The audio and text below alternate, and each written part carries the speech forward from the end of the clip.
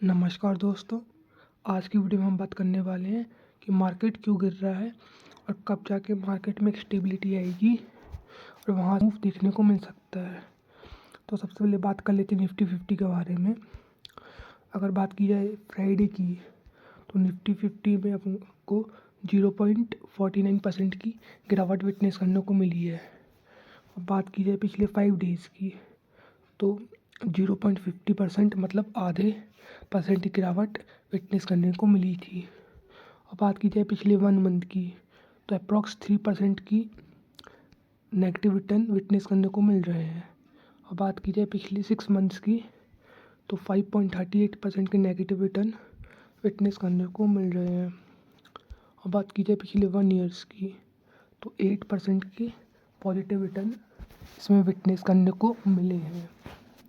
और बात की जाए पिछले 5 ईयर्स की, तो 88.5% के पॉजिटिव रिटर्न निफ्टी 50 में विटनेस करने को मिले हैं। अब बात की जाए टॉप से अगर इसके बॉटम तक की, तो अप्रॉक्स निफ्टी अभी 12% नेगेटिव परफॉर्म करते हुए दिख रहा है, जो कि 26 सितंबर से 24 जैन हो गया है। अप्रॉक्स 3 to 4 मंथ हो गए हैं ये नीचे गिरावट में निफ्टी हमको दिखा रहा है। चलिए तो बात करते हैं कब तक इसमें स्टेबिलिटी आ सकती है, और अब बात करते हैं इसकी पी के बारे में बात करेंगे।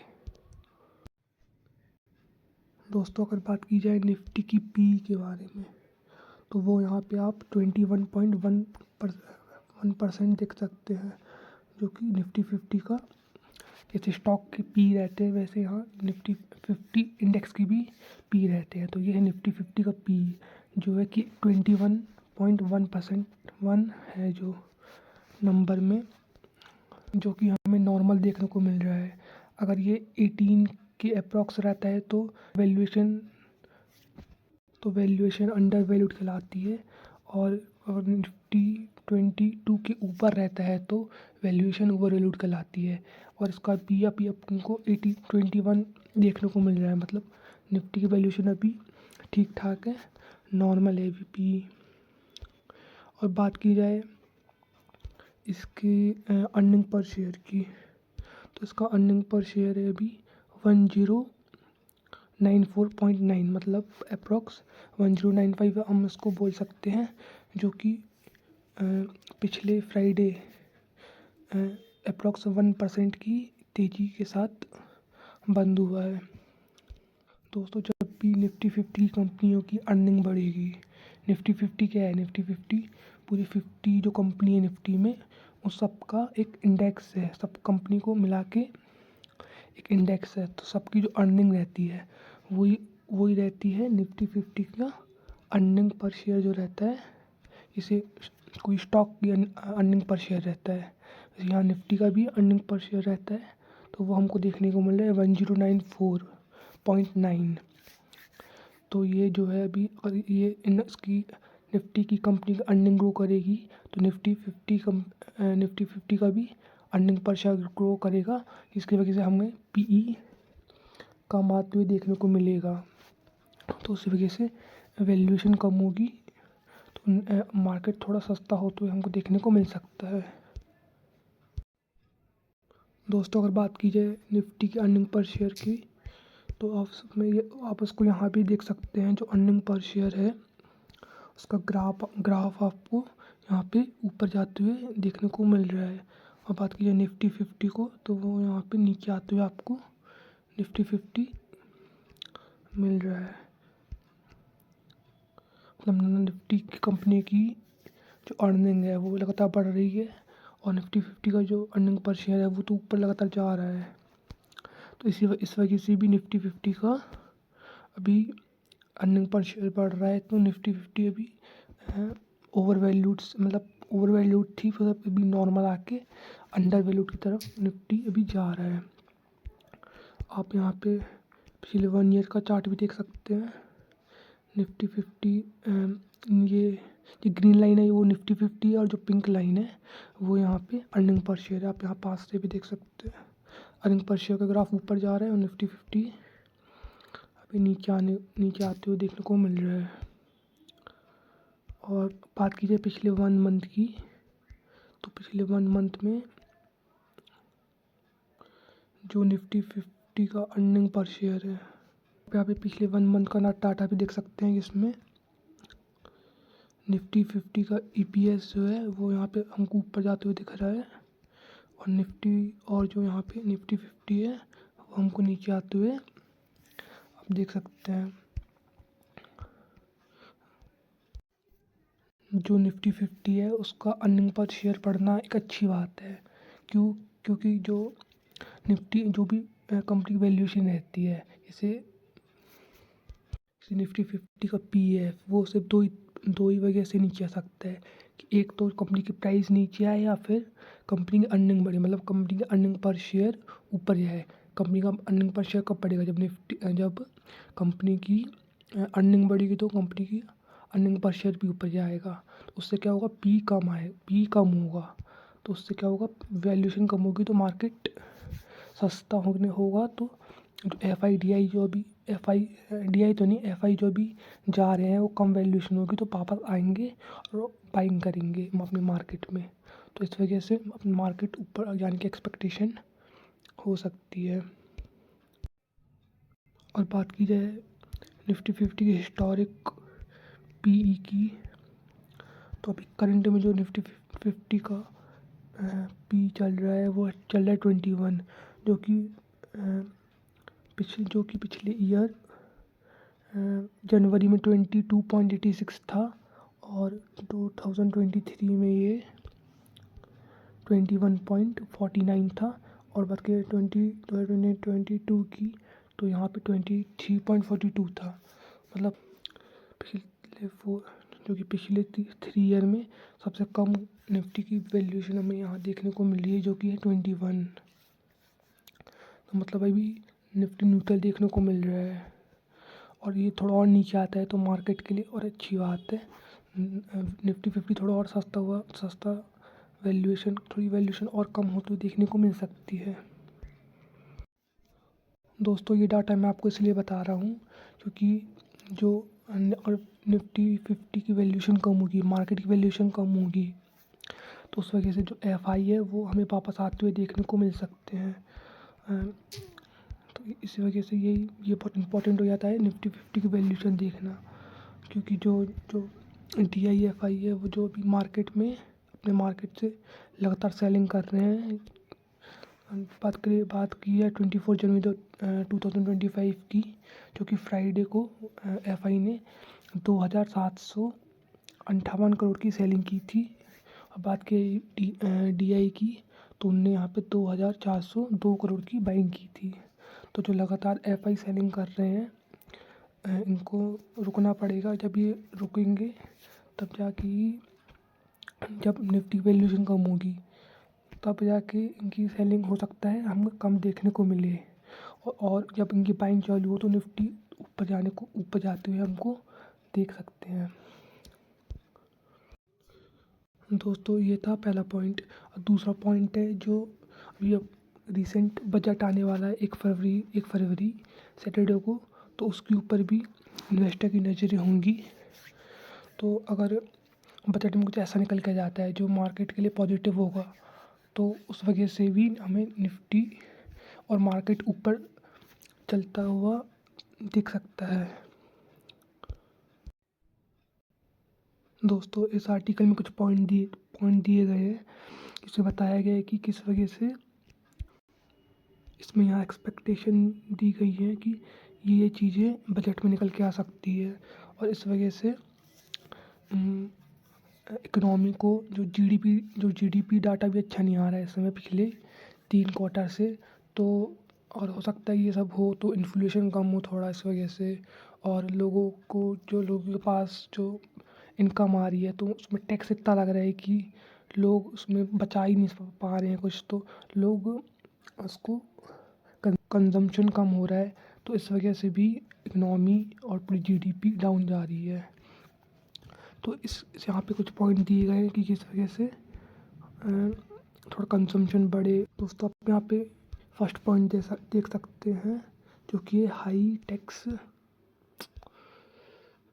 दोस्तों जो कि यहाँ पे हाई टैक्स एग्जम्पशन लिमिट, जो कि अभी जो टैक्स की जो वो है लिमिट है, करंट लिमिट है, वो है यहाँ पे देखने को मिल रही है करंट 3 लाख रुपीज़ कि अगर आप 3 लाख के ऊपर कमाते हैं तो आपको एग्जम्पशंस नहीं मिलते हैं। उसी को यहाँ बढ़ा के हो सकता है कि 5 लाख कर दी जाए। तो इस वजह से अगर थोड़ा एग्जम्पशन ज़्यादा मिले लोगों को तो हो सकता है कि लोग जो बूस्ट द ओवरऑल इकोनॉमी, इससे पूरी ओवरऑल इकोनॉमी भी बूस्ट हो सकती है। ये एग्जम्पशंस है, ये ऐसा पक्का नहीं कैसा होगा, एग्जम्पशंस है कि ऐसा ऐसा हो सकता है। दोस्तों बात की जाए अगर सेकेंड पॉइंट की, तो ये है इंक्रीज रिबेट। तो उसमें बताया गया है कि जो इनकम टैक्स की लिमिट है, अगर 7 लाख के आप ऊपर कमाते हो तो आपको टैक्स भरना पड़ता है। तो हो सकता है ये करंट न्यू टैक्स रिजीम है, और जो ऐसा एक्सपेक्टेड किया गया है कि जो नया जो आएगा, जो नई रिबेट स्कीम आएगी वो 10 लाख के ऊपर तक की middle class income tax payer को रिलीफ दे सकते हैं। मतलब कि जो पहले 7 लाख थी लिमिट वो बढ़ा के 10 लाख का हो सकती है। ये सेकंड पॉइंट है, इस वजह से भी ऐसा हो सकता है।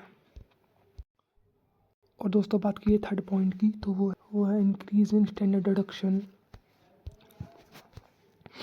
To protect salary tax payer. जो सैलरी, इसमें क्या होता है, जो सैलरीड टैक्स पेयर होते हैं उनको 75,000 तक की स्टैंडर्ड डिडक्शन मिलता है। मतलब इतना पैसा उनको, जैसे उनकी इनकम हुई 1 ईयर में 5 लाख रुपये, तो 75 रुपये काट के उस पर जो बचा उस पर उनको उसके ऊपर इनकम टैक्स देना है।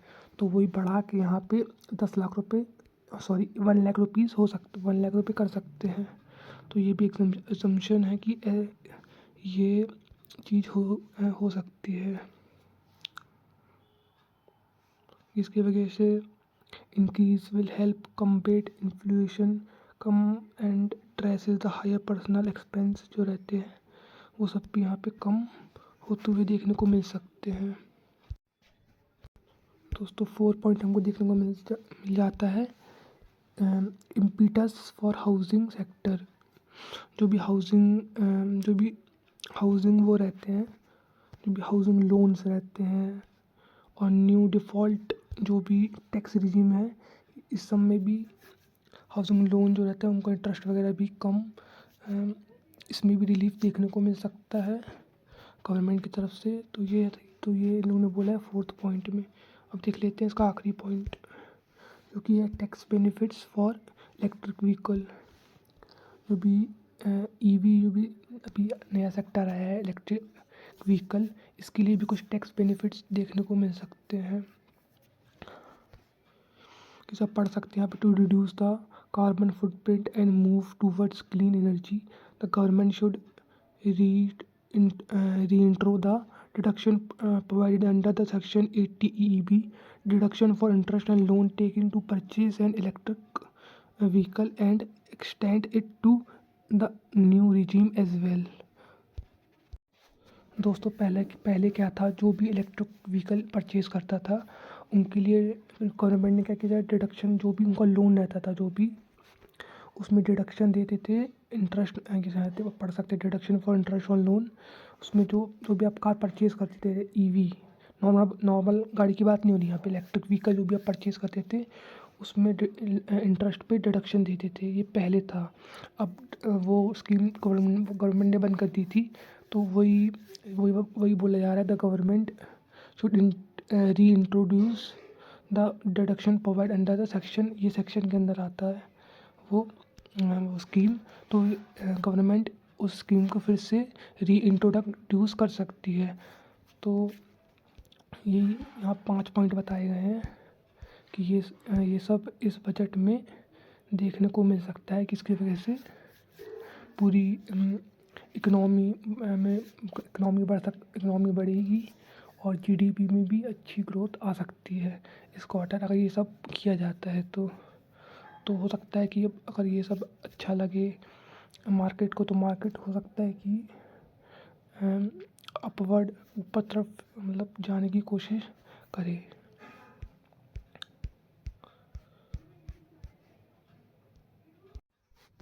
और दोस्तों बात की जाए निफ्टी की टेक्निकल्स की, तो निफ्टी अच्छा खासा अपने यहाँ पे अप ट्रेंड में था, जो कि अभी अपने डाउन ट्रेंड में आते हुए देखने को मिल रहा है, जो कि निफ्टी अभी